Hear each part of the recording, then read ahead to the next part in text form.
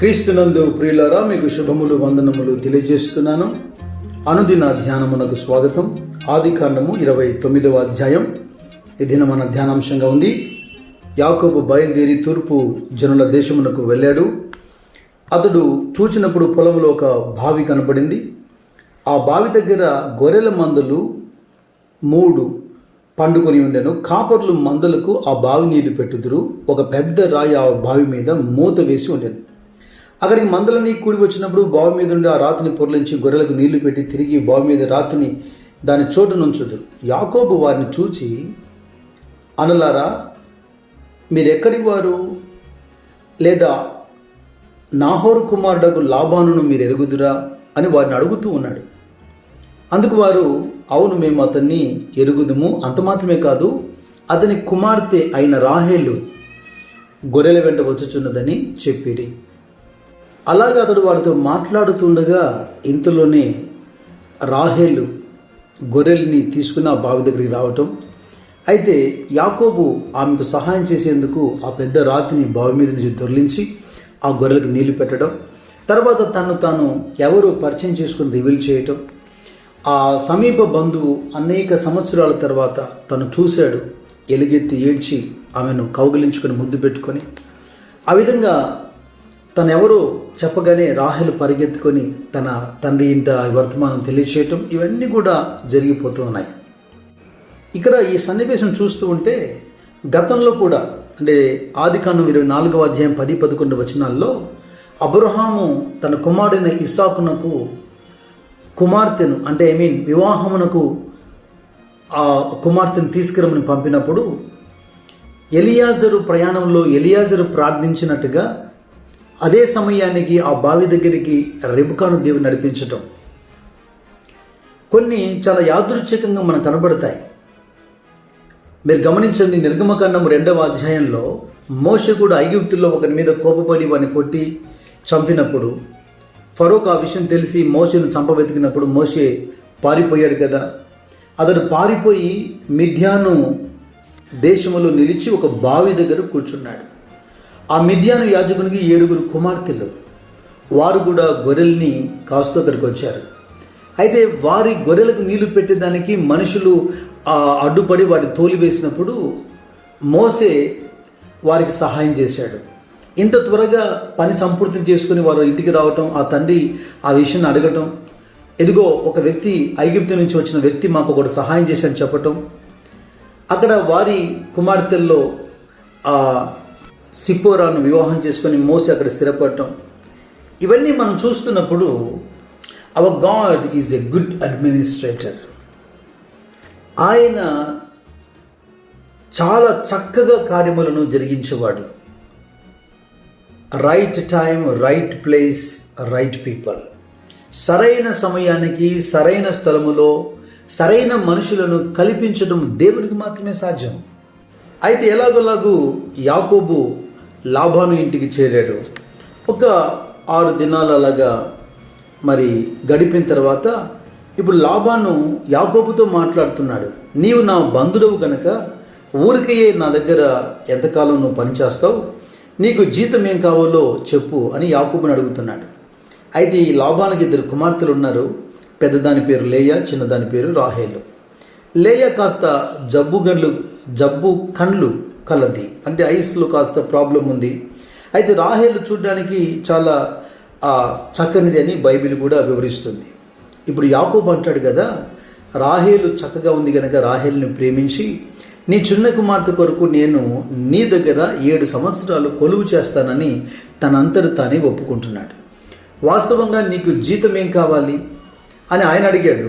కానీ యాకోబు అంటున్నాడు, నీ చిన్న కుమార్తెను నాకు ఇచ్చిన వివాహం చేయాలి, నేను అందుకోసం నీకు 7 సంవత్సరాలు నీ దగ్గర కొలువు చేస్తానంటే నీకు పని చేస్తానని ఒప్పుకుంటున్నాడు. కానీ ఎంత ఆశ్చర్యం అంటే ఆదికాండం 29వ అధ్యాయము 20వ వచనంలో మనం చూస్తాం, యాకోబు రాహేలు కోసం 7 సంవత్సరాలు కొలువు చేశాను, ఆయనను అతడు ఆమెను ప్రేమించటం వలన అవి అతనికి కొద్ది దినములుగా తోచెను. యాకోబు ప్రారంభంలో కనబడితేనే లాబాను కూడా పరిగెత్తుకుని వెళ్ళి కౌగిలించి ముద్దు పెట్టుకొని రక్త సంబంధి అని ఇంట చేర్చుకొని యాకోబును ప్రేమించాడు. కానీ ఎప్పుడైతే 7 సంవత్సరాలు కొలువు తీరిందో పెద్ద కుమార్తెకు వివాహం చేయకుండా చిన్న కుమార్తెకు వివాహం చేయటం మా సాంప్రదాయం కాదు అంటూ యాకోబుకు చెప్పకుండా మోసగిస్తూ రాత్రి జాములో రాహేలుకు బదులుగా లేయాను యాకోబు దగ్గరికి పంపాడు. ఉదయం యాకోబు చూసినప్పుడు రాహేలుకు బదులుగా లేయాను తనకు వివాహానికి ఇచ్చారు. ఎంతగా లాబాను యాకోబును మోసం చేశాడు చూడండి.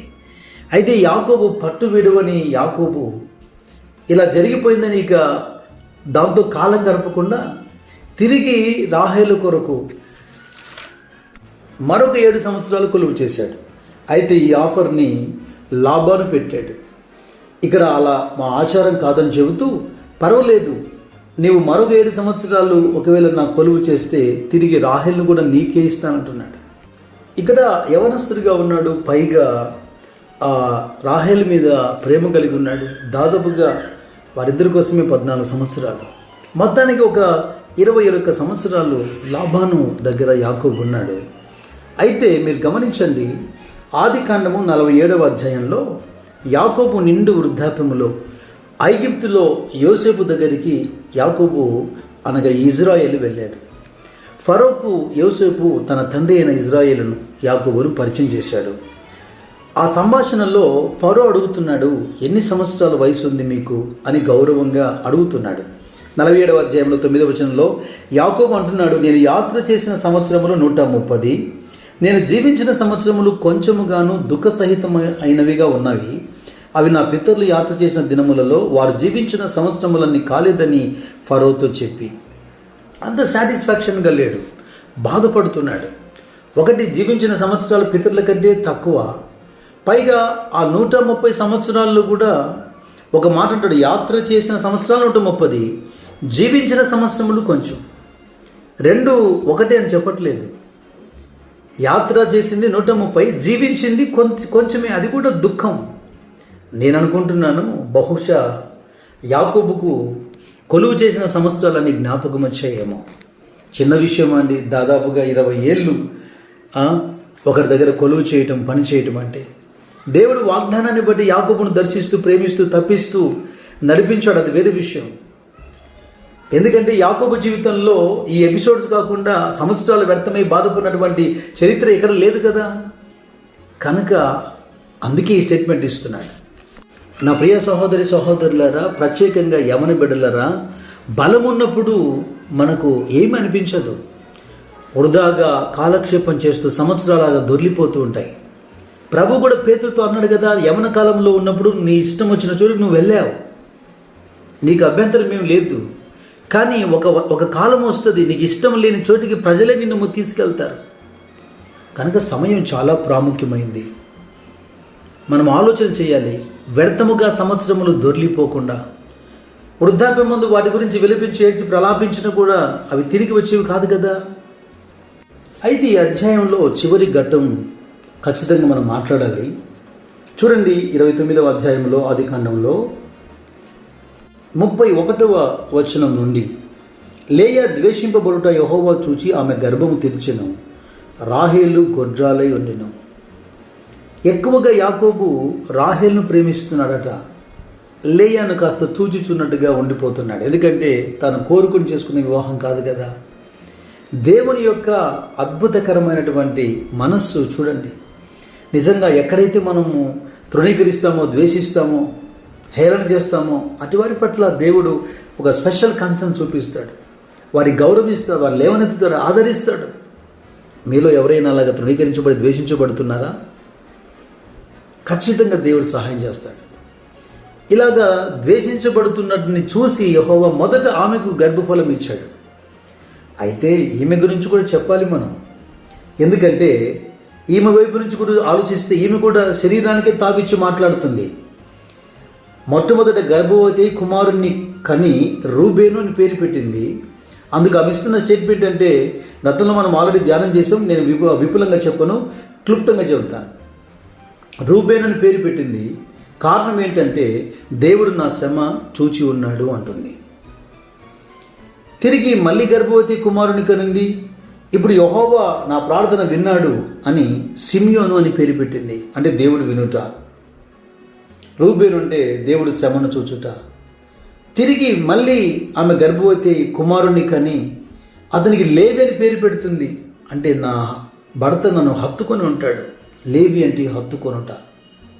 ఇక 4వసారి గర్భవతి అయి మళ్ళీ కుమారుని కని, మీరు గమనించండి 35వ వచనంలో చాలా స్పష్టంగా ఇలా రాశారు. ఆమె మరలా గర్భవతి అయి కుమారుని కని ఈసారి అలా రాశారు. ఈసారి యెహోవాను స్తుతించదను అనుకొని యూదా అని పేరు పెట్టెను. అప్పుడు ఆమెకు కానుపు ఉడికెను. ఆమె ద్వేషించబడుతుందని దేవుడు ఆమెను ప్రేమించి గర్భఫలం ఇచ్చి కాస్త ఘనత, మర్యాద, గౌరవం ఇద్దాం అనుకుంటే ఈమె కూడా శరీరానికి తావిచ్చింది. మొదటి కుమారుడు పుడతానే దేవుని స్తుతించి యూదా అని పేరు పెట్టలేదు. ముందు పగా ప్రతీకారాలు కొనసాగుతున్నాయి. కనుక దేవుడు నా శ్రమ చూశాడు అని తన గురించి, తన ప్రత్యర్థి గురించి ఆలోచిస్తుంది. 3 కుమారులు పుట్టిన తర్వాత ఈసారి నేను ఏం చేయాలి, అన్నీ అనుకున్నవి జరిగిపోయాయి కనుక నేను దేవునికి ఇక స్తుతిస్తానంటుంది. నా ప్రియ సహోదరి సహోదరులారా, మీరు కూడా దేవుని స్తుతించే అంశాన్ని ఏ వరుసలో పెట్టారు? చాలామంది భార్య భర్త విగ్రహాల్లాగా మారిపోయి ఆ తర్వాత పిల్లలు, ప్రాణంగా పిల్లలు, ఆ తర్వాత కుటుంబము, ఉద్యోగము, ఆ తర్వాత ఎక్కడో దేవుడు కనబడుతుంటాడు. అయితే దేవుని ప్రణాళిక వేరు కనుక ఈ 4వని ముందు వరుసలో పెట్టి ఆ యూదా వంశముల నుండి యేసుక్రీస్తుని ఈ లోకానికి పంపాడు. ఈ అధ్యాయం ద్వారా మనం నేర్చుకుంటున్న అంశం, 1, మన కొరకు మనం సమకూర్చుకునేటువంటి ప్రయత్నాలు చేయకూడదు. 2వది, దేవుణ్ణి స్తుతించటం, దేవుని జ్ఞాపకం చేసుకోవటం అనేది మొట్టమొదటి వరుసలో ఉండాలి. అలాగ దేవుని ఆత్మ మీకు తోడై ఉండి మిమ్మల్ని నడిపించును గాక. God bless you.